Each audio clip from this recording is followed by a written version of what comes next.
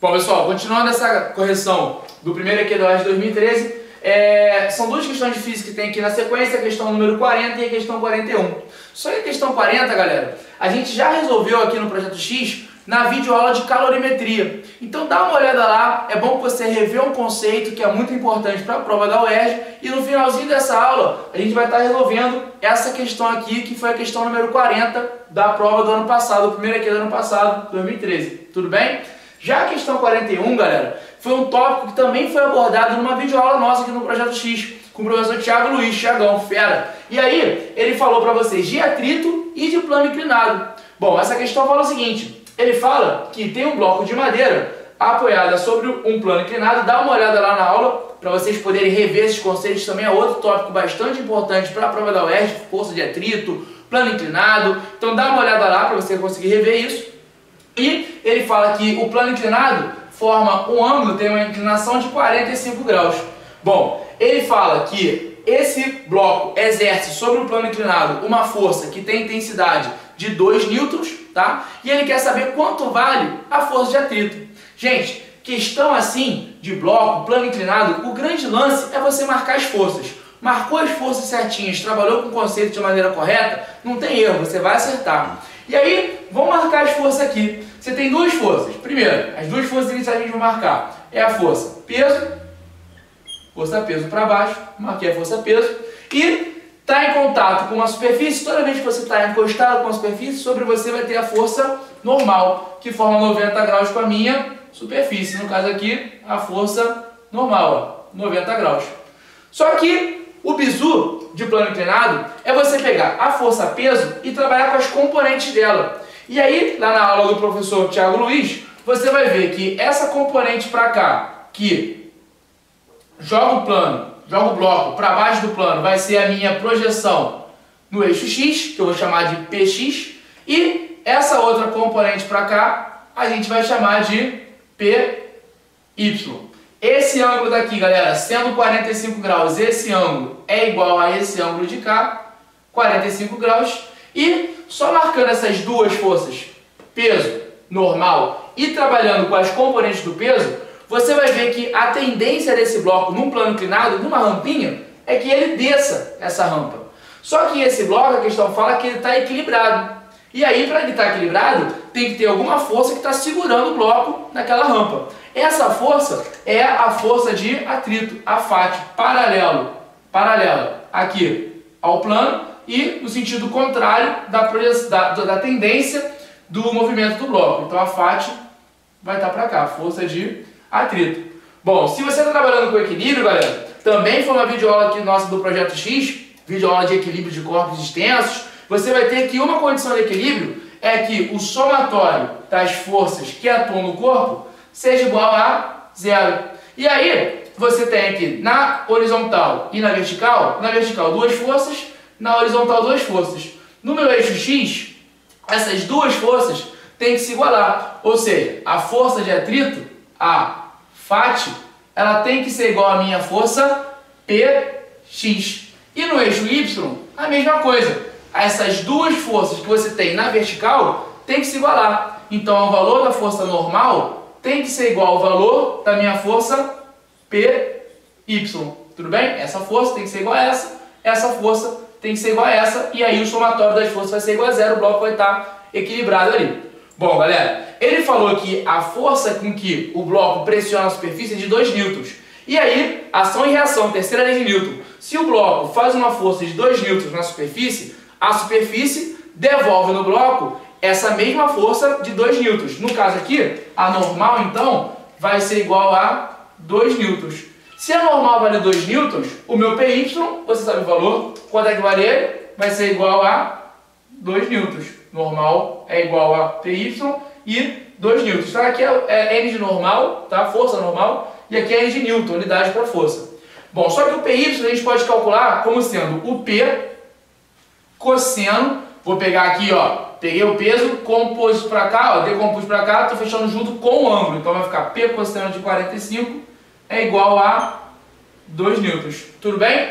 A FAT, galera, vai ser igual a PX, mas quem é PX, galera? A PX é o peso jogando para cá, ó, fechei sem o ângulo, então vai ser o peso seno de 45. Aí você, pô, peraí, peso e peso são iguais. Seno 45 e cosseno 45, você que é um fera na matemática, você sabe que seno 45 vale raiz de 2 sobre 2 e que o cosseno de 45 também vale raiz de 2 sobre 2, então é o mesmo valor. Então quando você multiplica peso vezes seno 45, esse produto vai ser igual ao P cosseno 45, porque os valores são todos iguais. Que vale quanto? 2. Ou seja, a força de atrito, FAT, vai ser igual a 2 newtons. Valeu, galera? Fala, pessoal, beleza?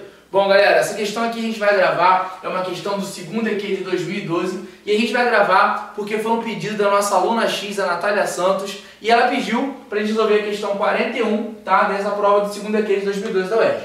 Bom, essa questão é uma questão que ela é bem maneira e ela trata do seguinte, gente, ela fala que você tem um recipiente, tá? Nesse recipiente você tem um cilindro, beleza? E esse cilindro, ele está amarrado a um fio.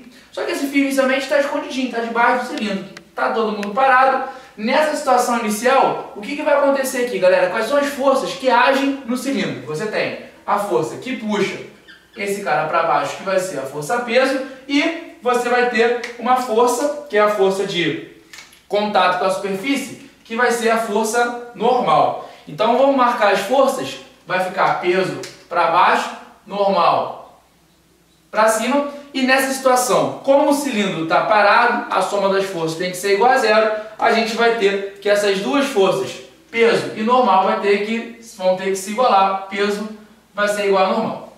O que você vai fazer nessa questão aqui, galera? Você vai começar a colocar água dentro daquele recipiente. E aí, eu vou colocar só um pouquinho d'água, porque quando você coloca um pouquinho de água só, você vai ver que vai ter parte desse recipiente que vai estar dentro do líquido, parte desse cilindro que vai estar dentro do líquido. E toda vez que você trabalha com um corpo dentro de um líquido, imerso em um líquido, você vai ter uma força que é chamada força empuxo, que é uma força que vai estar sempre marcada verticalmente para cima. Então nessa segunda situação aqui, só com um pouquinho de água, já apareceu essa força empuxo. Então você vai ter aqui, ó, a normal, que era a força que você já tinha.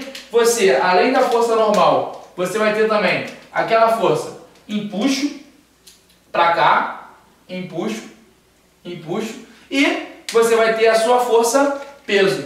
Nesse caso aqui, galera, você está vendo que apareceu uma força a mais. Quando você coloca água naquele recipiente, você não vai ter só normal e peso, você também vai ter essa força empuxo.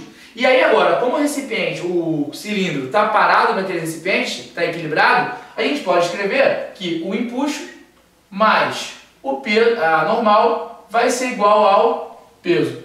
Só que essa força aqui, galera, a força empuxo, ela é proporcional ao volume do corpo que está dentro do líquido. Eu posso calcular o empuxo como sendo a densidade do líquido, que no caso vai ser a água, densidade da água, vezes G, vezes o volume do corpo que está dentro do líquido, que vai ser o volume imerso. E aí o que vai estar acontecendo? À medida que você vai colocando água dentro desse recipiente, você está vendo que o volume imerso vai aumentando, o volume imerso do cilindro vai aumentando e automaticamente o empuxo sobre o cilindro vai aumentando. Como a soma do empuxo mais a normal vai ser igual a peso, você vai ter que, quando o empuxo aumenta, para você manter o valor da força sendo igual ao peso, a normal ela tem que diminuir. Então, à medida que você vai colocando mais água naquele recipiente, o valor da força empuxo aumenta à medida que o valor da força normal diminui. Tem uma hora que essa normal vai diminuir tanto, que a gente fala que você vai entrar na condição de iminência de movimento. E aí, nesse ponto aqui, nessa situação, a força normal ela vai ser igual a zero. Nessa hora que a força normal é igual a zero, você vai ter que o líquido, a água, ele atinge uma altura aqui que eu estou chamando de altura X. E como a normal vai ser igual a zero, as únicas forças que vão atuar no meu cilindro vai ser a força peso para baixo e a força empuxo. Nessa situação aqui, galera, empuxo de vermelhinho vai ficar didático e continuar com vermelho. Nessa situação aqui, pessoal, você vai ter que essas duas forças vão ter o mesmo valor, porque você reduziu a normal igual a zero, vai ficar que o empuxo vai ser igual à minha força peso, e empuxo vai ser igual ao peso, tudo bem? E o bloco continua parado. Tudo bem? Só que, à medida que você coloca um pouquinho mais de água, o empuxo, ele vai fazer o quê? Vai ganhar mais, o volume vai aumentar um pouquinho, você vai ter mais água, o empuxo, ele vai passar a ser maior do que a força-peso, e o empuxo sendo maior do que a força-peso, vai fazer com que esse bloco comece a subir. Então ele vai começar a subir, a partir dessa situação de cá, na situação de iminência, ele começa a subir, vai subindo, só que o grande lance, galera, é que você só vai ter marcação de força no fio, que a questão quer que você marque um gráfico, mostre na questão a alternativa que representa o gráfico da força no fio, em função da altura de água dentro daquele recipiente. E você só vai começar a marcar força no fio quando o fio estiver totalmente esticado.